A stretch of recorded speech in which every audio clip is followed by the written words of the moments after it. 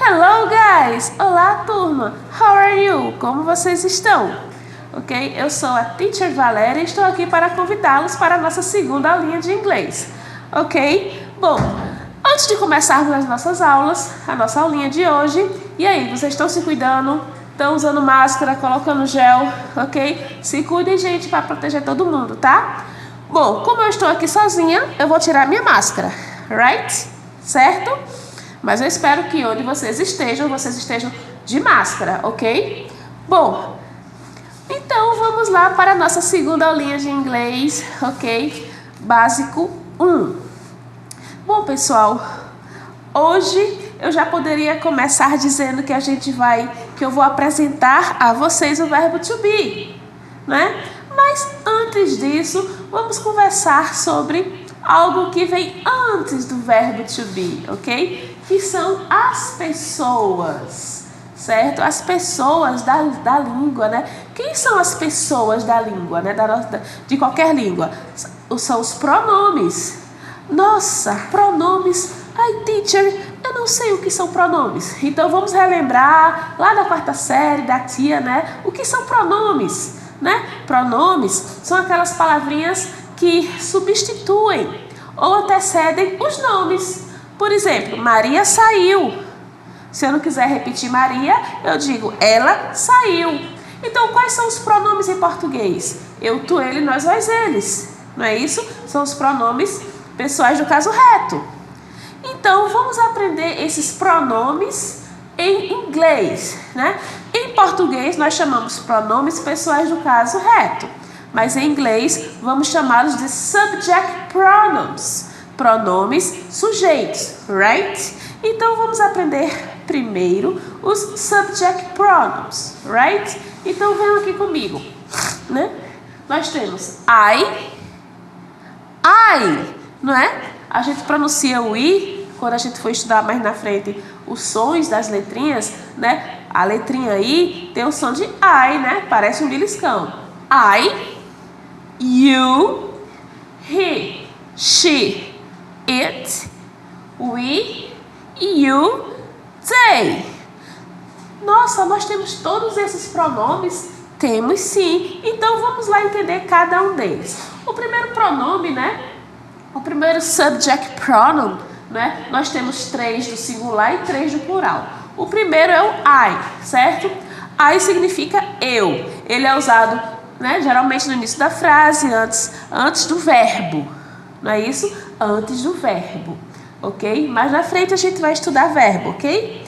Bom, uma coisa bem interessante do nosso pronome I é que ele é sempre escrito com a letra maiúscula. Não importa se ele está no meio da frase, se ele está na segunda posição, ele é sempre escrito com letra maiúscula. Nunca esqueçam disso, ok? I. Depois nós temos o you, né? O you que significa você, que vocês já sabem, né? É o tu ou o você, né? Mas vocês já conhecem esses dois subject pronouns, porque eu tenho certeza que vocês já disseram muito I love you para muita gente, né? Não, brincadeira, só para papai e para mamãe, ok? Então, I love you, eu amo você. Então, a gente já conhece o pronome I e o pronome you. Agora vamos falar um pouquinho sobre, né, o terceiro, he, she, it. Olha só, na nossa língua portuguesa, nós temos ele e ela. Nós temos para o feminino e nós temos para o masculino, ok? E assim, e é importante também, né, vamos perceber algo que a gente pode usar ele, a gente usa ele para o ser humano, né, do sexo masculino, o menino, o homem, ele, e também usa ele para objeto, né? Ele, o carro quebrou, ele quebrou, né? Ok? E ela também, para a mulher e para ela, a bola. Mas em inglês não é assim não, no inglês não funciona assim. E na língua inglesa, eles dividiram a terceira pessoa do singular, que é he, she, it, né? Dividiram bem direitinho, ok? He é usado só para o sexo masculino, ok? Para pessoas. She também é só usado para as mulheres, sexo feminino, né? Ai, Teacher, eu vou me confundir. Não, não vai. É só lembrar de He, de He-Man, né? Quem aqui era da minha época, né, assistiu muito He-Man, certo? He-Man, não é? E lembra aí que He é ele. E She-Ra, que é a irmã do He-Man, lembra aí, She é ela. Então não tem como se confundir, tá? He, ele, She, ela, right? E o It, né? Para lembrar o It aí, vamos pensar no gato guerreiro, né?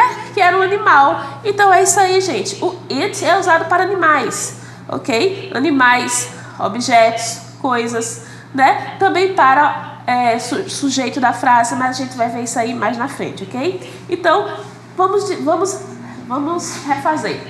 He, ele, né, o homem. She, ela, a mulher. It, para um objeto, uma coisa, um lugar, uma cidade, ok? Para ser o sujeito de uma frase no singular, right? Então aqui foi bem dividido, né? He, she, it, ok? Eu não posso usar it para o ser humano, certo?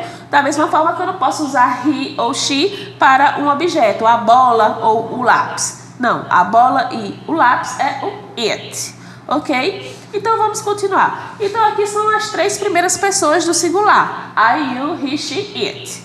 Agora vamos entrar para as pessoas do plural, né? Que na nossa língua, nós, vós, eles, certo? We. O we significa nós, certo? O we significa nós. E you significa vós ou vocês, como é mais usado, ok? Prestem bem atenção. O you daqui do singular, a segunda pessoa do singular, é muito parecido com o you da segunda pessoa do plural. Mesma escrita, mesma pronúncia, certo? Mas a gente tem que entender que aqui é o singular, você ou tu, e aqui é o plural, vocês ou vós, ok? Singular e plural. Como é que a gente vai saber? Quando vocês começarem a falar. Se você está falando com uma pessoa, quando você fala you, é você. Mas se vocês estão falando com muitas pessoas, mais de uma, se eu falar you, então eu estou falando com vocês. Right? Bom, e agora vamos para o they, que é a última pessoa, né? A terceira pessoa do plural, they. Então, olha só, vamos pensar bem, né? Aqui no singular foi bem divididozinho, né? Ele, ela e neutro, né? Eu costumo chamar neutro. Certo? Aqui no plural, né? Não sei o que aconteceu, que juntou todo mundo, certo? They é usado para homens, mulheres, objetos, coisas, lugares, tudo, né? No português não, no português continua a divisão, ele, eles, ela, elas. Mas aqui no inglês o they significa eles e elas, tanto usado para seres humanos como para animais. Olha só, juntou tudo, ok? Então, pessoal, esse aqui são os subject pronouns, certo? Vamos ouvir mais uma vez. I, you, he, she, it. We, you, they. Então, para que nós possamos falar, começar a escrever frases, começar a entender, a interpretar, a traduzir, nós precisamos aprender as pessoas da língua, né? Então, nós precisamos aprender os subject pronouns, ok? Então eu quero que todo mundo aí em casa comece a treinar, ok? Tudo na ponta da língua. I, you, he, she, it, we, you, they, right? Eu quero todo mundo falando assim, quando nós nos encontrarmos pessoalmente, right? Então agora que a gente já aprendeu as pessoas, né? As pessoas da gramática, as pessoas da língua, que nós chamaremos de subject pronouns, os pronomes sujeitos em inglês. Vamos agora aprender o nosso primeiro verbinho, né? E é o verbo mais discutido, mais falado e que vocês mais viram em toda a vida de vocês. O verbo to be, certo? Primeiramente, o verbo to be, né? Significa duas coisinhas, ser e estar, right? O verbo to be, ele significa ser e significa estar, certo? Os verbos em inglês, pessoal, eles são muito fáceis. É muito fácil, né, você conjugar um verbo em inglês. Em português não é tão fácil assim. Por quê? Porque os verbos em português, eles mudam em todos os tempos, em todos os modos, e em todas as pessoas. Né? Quando a gente conjuga um verbo em português, perceba que ele muda em todas as pessoas. Em inglês não, certo? A maioria dos verbos não mudam. quando mudo é só na terceira pessoa, ou então aqui o verbo to be, que a gente vai ver que ele aparece de 3 formas distintas. Ele aparece como am, ok? Não esquece de fechar a boquinha, tá? Tem que fechar a boquinha. Am. Também aparece como are, ok? Olha só, faz de conta que não tem esse ezinho aqui, né? Porque are não existe, ok? Are. E aparece também como is. E somente. Então, vamos tentar aprender, né? Cantar esses verbos, ok? I am, you are, he, she, it is, we are, you are, they are. Ok? Vejam que o am é usado exclusivamente para a primeira pessoa do singular, que é o I, certo? O are é usado tanto na pessoa do singular como em todas as pessoas do plural, right? E veja que o is, né? Ele também só é usado para as pessoas he, she, it, né? Terceira pessoa do singular. Veja como é fácil aí, o verbo só muda 3 vezes, não é? Então vamos lá mais uma vez. I am, you are, he, she, it is, we, you, they are. E esse verbinho significa o quê? Eu sou ou eu estou, ok? Vamos dar exemplos. Por exemplo, quando eu falo I am happy, eu posso falar eu estou feliz, ok? I am happy, eu estou feliz. Mas eu também posso mudar o sentido e falar I am beautiful, eu sou bonita. Então a tradução, né, que é o que vocês perguntam logo, né, se preocupam logo com a tradução, vai depender do contexto, vai depender da intenção das coisas que vocês querem falar, certo? O verbo significa ser ou estar, right? Bom, então aqui, esse verbinho ele é usado para muitas coisas, né? Quem aprende inglês, né? Quem começa a estudar inglês, sabe que vai estudar esse verbinho por toda a vida, que ele vai lhe seguir por toda a vida, ok? Então, dá uma estudada bem legal aí nesse verbo to be, ok? Certo. Esse verbo to be ele é muito importante, certo? Eu sempre digo que ele é um verbo muito forte. Ele é um verbo forte, e já que ele é forte, ele não precisa da ajuda nem do auxílio de ninguém.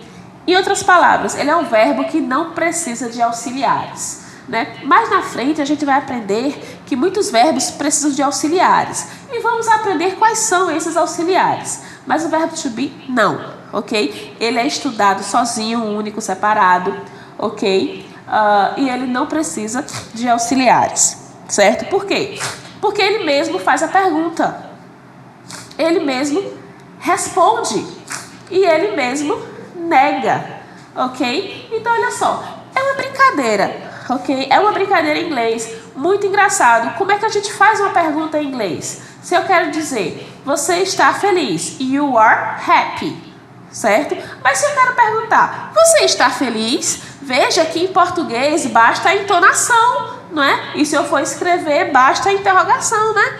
Mas em inglês não. Se eu quero perguntar se você está feliz, eu vou trocar de lugar. Eu vou pegar o verbo, certo? E colocar antes do subject pronoun. Eu vou pegar o to be e vou colocar antes da pessoa, do pronome. Em outras palavras, eu vou perguntar o seguinte: Are you happy? Você está feliz? Ok? Vejam aí que é só uma brincadeira, né? De trocar de lugar para poder fazer uma pergunta, certo?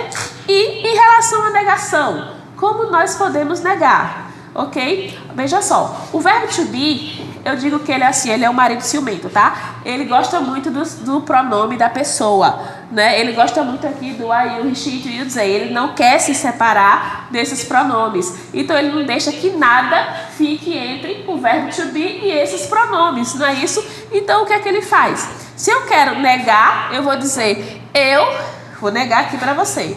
I am not. You are not. Né? Mesmo que eu traduza, eu não sou, eu não estou, mas em inglês, certo? O not não vai ficar aqui, porque o verbo to be não deixa que nada atrapalhe a relação de amor dele com o sujeito. Right? Então é só colocar, para fazer a negativa, é só colocar o not após o verbo to be. Certo? Ok, pessoal. E para respostas, a gente vai estudar as short answers numa próxima aula. Certo? Então aqui no material de vocês, estou falando sobre o verbo to be. Nós temos aqui alguns exercícios para vocês praticarem. E também aí tem o speaking, né? Eu gostaria que vocês fizessem um vídeo, né, conjugando o verbo to be para teacher, ok? Não vale tirar os olhos da tela. Então conjuga o verbo to be e manda para mim que eu vou aguardar. Certo, pessoal? Kisses, kisses for you. Beijos para vocês. Bye, bye. Viu?